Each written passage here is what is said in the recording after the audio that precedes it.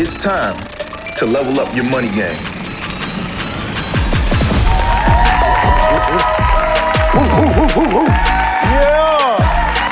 Yeah! All right. Thank you. First, y'all look amazing. How you doing? Good? All right, you ready? Let's get it. Let's learn money. All right. Would you believe me if I told you that an app on your phone could have the most powerful sharks on Wall Street shaking in their boots? That a simple investment in a company where you used to spend all your allowance money could make huge ripples throughout the U.S. economy? Welcome to No Money. I'm Brandon Copeland, a.k.a. Professor Cope. Class is now in session.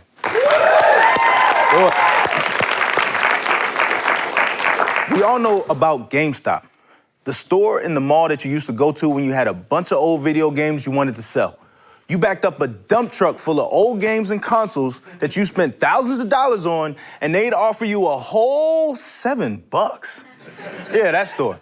In early 2021, GameStop was at the center of an investment battle that made The Big Short look like a little comic book. Enter Wall Street Bets.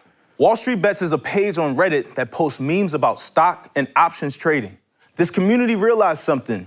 Hedge funds on Wall Street were shorting the stock of GameStop. When you short a stock, you're making a bet that the value of the stock is going to go down.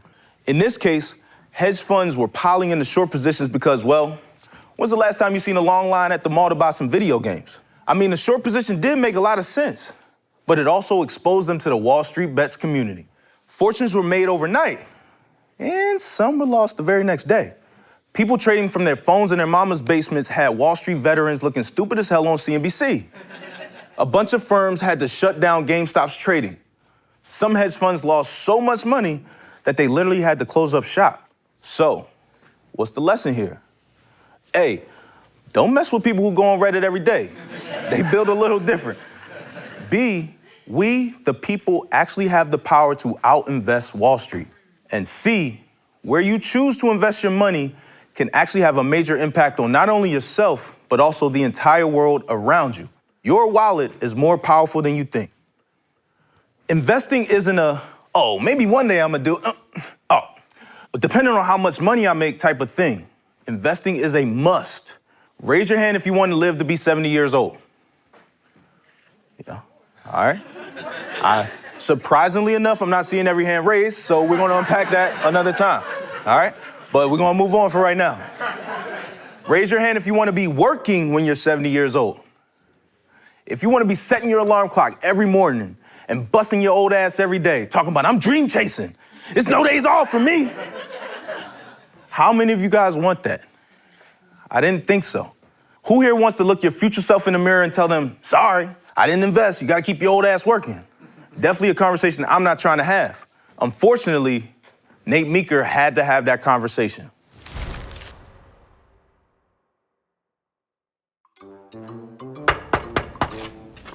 Are you your future self? Yeah, can I come in? What are you doing here? What's going on? Oh, not much. Just thought I'd swing by to chat on my way to work. You're still working? Still working. 75 years old, still going strong. I work at the computer mine. Don't ask. So, have you started investing? Investing? No, we don't have the money for that. Don't have the money to invest? Sure, that's okay. But you do have 2 pairs of AirPods.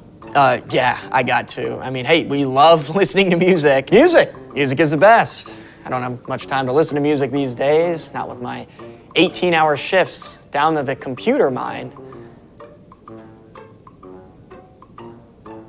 So, got any plans this weekend? Plans for the weekend? Yeah, so me and the boys are actually going to Vegas. Vegas! Sounds like a good time. I mean, it'll be pretty chill. I bet you're gonna hit those casinos, huh? Casinos? No, you need money for those, don't you? I mean, no, not for me. I'll be staying back at the hotel, just watching some movies, you know. Only if they're free, of course. Well, what happens in Vegas stays in Vegas. Hello? Oh, yeah, I'll be down. It's my DoorDash delivery. My food's here. DoorDash, very convenient. I assume the legs are working just fine. The legs are great. Probably could have just picked up the food yourself, but you could afford the delivery fees. I had a promo code. Promo code, of course you did, of course you did. Well, listen, I gotta go. Shift is starting soon, but it has been lovely catching up. Wait, before you go. What are the winning lottery numbers? 401k.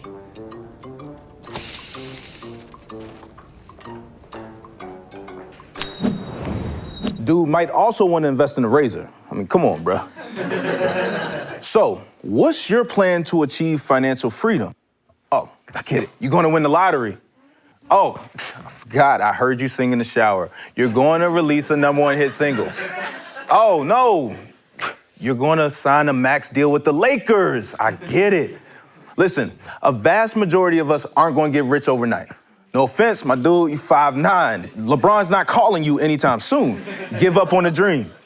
Instead of working on your jump shot, why don't we make your money work for you by investing it? The harsh reality is, if you have any intention of living comfortably one day without having to work, then you need to invest. You don't have to work on Wall Street to invest. You don't need a net worth of $50 million. And you don't have to be the monopoly man. Investing is for everyone, not just the top 1%. And are you ready for the truth? The truth is, you've all invested before. Even if you don't know it, investing is simply looking for a rate of return on your money. You might not realize this, but if you have any money at all, you are already investing. Where you choose to keep your money is an investment decision. If you put your money in a checking account, you'll get about a 0.03% return. If you put your money into a savings account, you're looking at a 0.21% return. Investing in the stock market, which we all think about, usually yields 7 to 10%. Keeping your money under the mattress will get you a whole 0% return, right?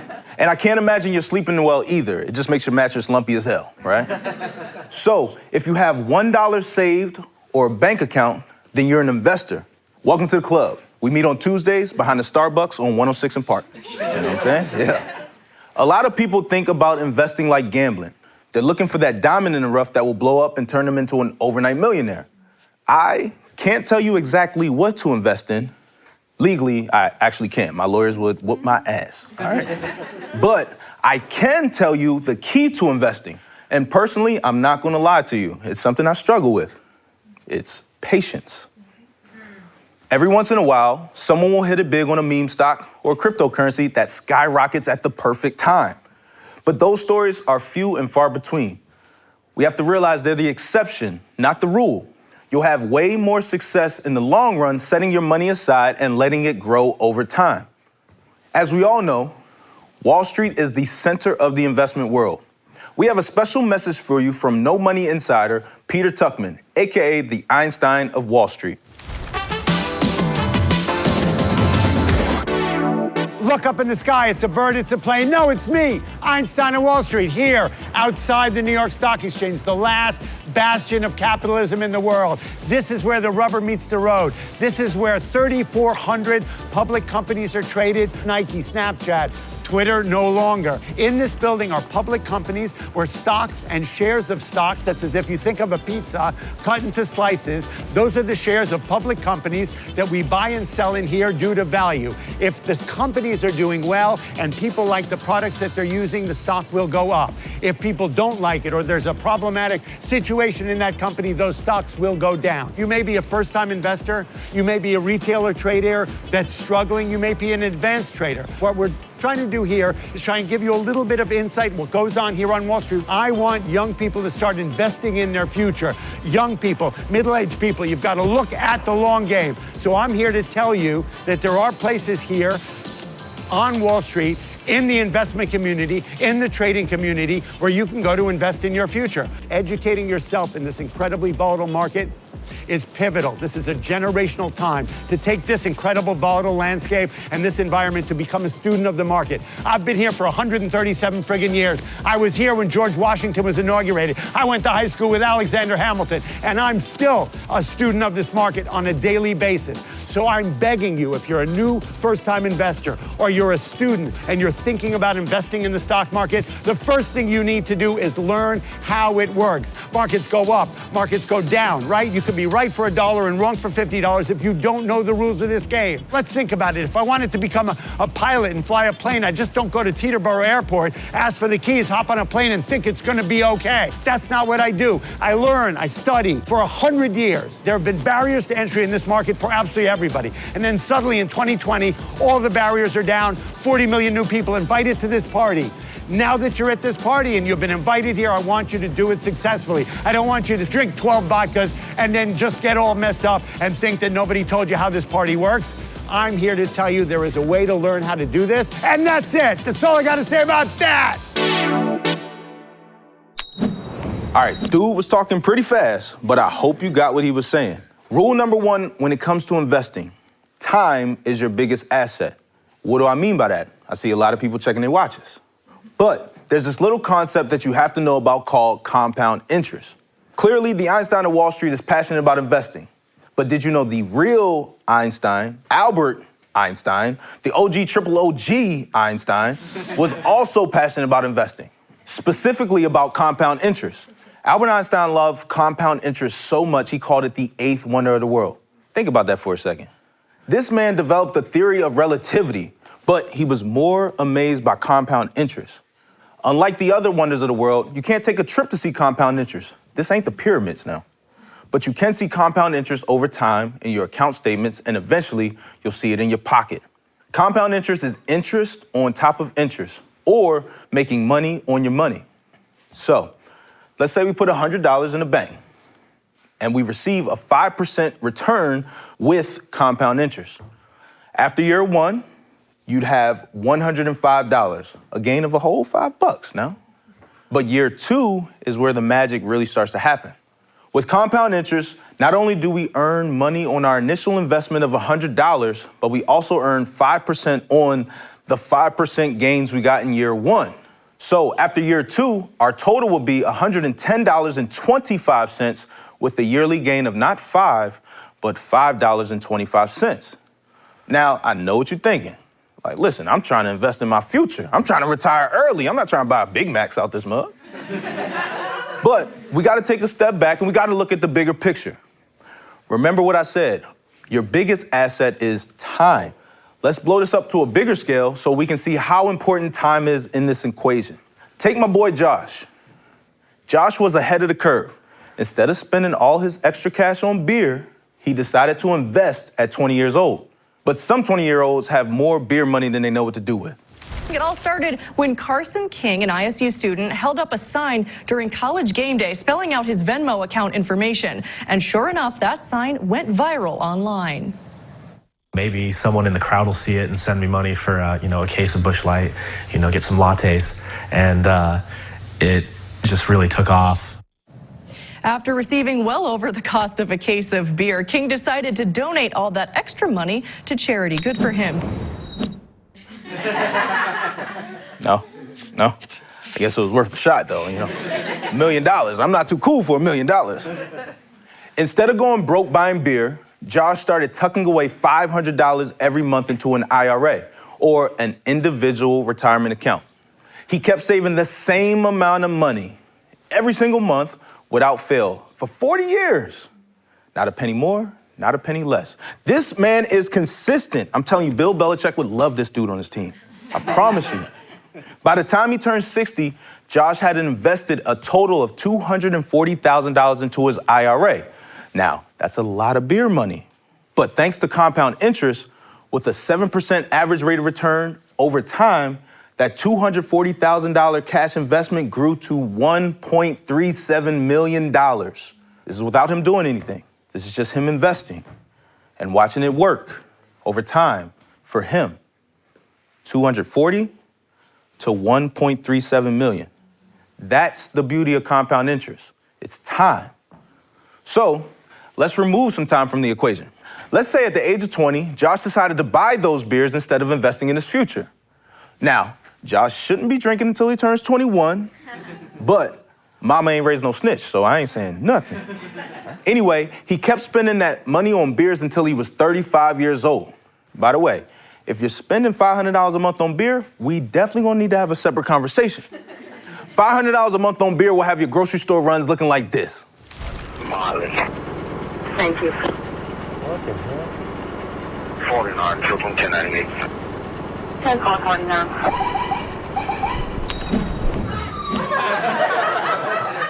Now listen, this is the slowest high-speed chase I've ever seen. But the question is, when they actually catch him, how are they gonna tow this mug? So, at 35, Josh has a come-to-Jesus moment. He starts putting that $500, not putting it into beer money anymore, but he puts it into that same IRA we talked about before with the same rate of return. Instead of being a millionaire at 60, because he started saving at 35, Josh's IRA was worth $566,764.72. Now, don't get me wrong, 500 grand, that's not no chump change. But we're looking at a difference of $800,000 here. When you're in your 60s, you're gonna feel that difference. Big time. Now, if you're sitting here watching this at 35 and you haven't started investing in your future, I don't want you panicking, right? The best time to start investing was yesterday, not gonna lie. But the second best time, today. Today's guest is an actor, writer, producer, and he's betting on himself as a businessman as well. He played Braden Weston on the hit series Power and co-hosts his own podcast, The Crew Has It. In 2022, he launched his own production company, 22 Entertainment. Give it up for Gianni Paolo. GP. What's up, baby? How you doing? I'm good, man. How you doing? I'm good. Thank you for having me. Of course, man. Thank you for coming, man. All right. So we got to talk about investing. Take me through your journey. Was it crypto first, Right. the stock market? Take me through investing. So I would walk on set all the time, and everyone's on their phone while they're setting up the shots, all this stuff. Okay. You know, Michael Rainey, the DPs, everyone's on their phone, and they're like, "Oh yeah, I'm making all them." I'm like, "What's going on?" They're like, "Oh, Bitcoin. It's up like all this stuff." So I'm like, "Okay, should I be?" You know, I always pawned up, and then. One day I came in and Bitcoin was at like 35K. Like Michael had just made like 100 grand. I'm like, oh my God, like I'm really missing the train. So one of the camera guys was like, you gotta get in today. Yeah. Today, it's gonna go to 100K. I was like, okay, cool. I went home and I forgot about it. The next day I came in, Bitcoin literally went down to like, I think 8,000. I don't know exactly what it was, but it like diminished. Yeah. So I remember walking in and be like, I should have got in yesterday, huh? Right. And so that always like kind of scared me Yeah. for investing because I'm like, wait, this could just go away. So then obviously, Bitcoin kind of got back to a place where it was, stable. And then another season went by and I was like, okay, like I do gotta start investing. And Ethereum was like another one that's like, it's not gonna be so volatile. And Michael just kept be like, dude, get in. So I'm like, all right. And it was like doing well for a while. I was like, okay, like I like this. Then everything crashed. And I called Michael, I was like, you told me to do this. And look what happened. But again, it was expendable income. It was, plus it wasn't like my main salary, but it was a good lesson to understand, like, it's not always gonna be great, it's not always gonna be terrible. As an actor, you have a retirement fund, so you wanna contribute to that every year. So every year, I put a little bit into the stock market, get like the trustworthy ones, Amazon, Apple, like the ones that are, will always hopefully go up. And Hopefully. Right, hopefully, yeah. Disclaimer, I'm hoping disclaimer. or else I don't know what I'm gonna do. I'm selling the Porsche. But no, but every year, I just put a little bit into it. Like nothing crazy, nothing to, I'm not trying to be like, okay, it's do or die right here. Like I never wanted to be a gamble, but I wanted to just slowly, because if you have cash just sitting in your bank account, like it's decreasing every year because, inflation. Social media will have you believing that the key to becoming a millionaire is hitting it big and blowing up overnight. But I can't stress this enough. That is just not the case. Most millionaires reach millionaire status by being smart, hardworking, and most importantly, that quality I don't have, patient. 8 out of 10 millionaires invested in their company's 401k plan. 3 out of 4 millionaires said that regular, consistent investing over a long period of time was the reason for their success. 79% of millionaires did not receive any inheritance from their parents or family. 79%. Only 31% of millionaires earned an average of $100K per year over the course of their career. And 1/3 never even made 6 figures in a single working year. Oh, I get it. I know what you're gonna ask. The top 5 careers for millionaires: engineer, accountant, teacher, management, and attorney. Teachers, not just CEOs. Life is all about progress. Either you're growing or you're stagnant. Stick with me for a second. When I was in high school, I was a hooper, all right? Now, I'm telling you, I was the first coming to LeBron. Check the film. Now, don't check the film yet, all right? Let me get some edits in there first. But I got husky while LeBron got taller, so football and ice cream became my happy place. I was diagnosed with a medical condition called Osgood-Schlatter's disease. I was growing too fast, and as I grew, my knees were in pain because of it. Growth can be uncomfortable and painful, and investing can be the same way sometimes. But I can promise you, I've never looked in the mirror and wished I stopped growing at 14. So, why would I ever do that with my money? Why would I stun its growth? Investing does not equal stocks or bonds or oil or gold or even Bitcoin. Investing is making the decision to grow. So, where does that leave us? Put your money to work for you so that you don't have to work for your money for the rest of your life. I'm Brandon Copeland, aka Professor Cope, and now you know investing.